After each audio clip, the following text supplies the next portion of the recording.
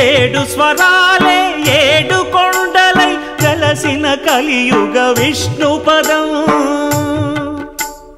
అన్నమయ్య జననం ఇది అన్నమయ్య జననం ఇది అన్నమయ్య జననం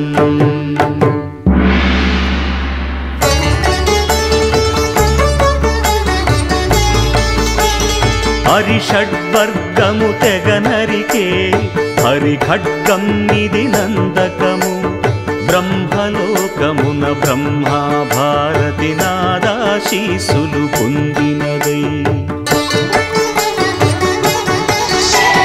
శివలోకమున చిద్విలాసమున భ్రమరుధ్వనిలో గమకితమై దివ్య సభలలో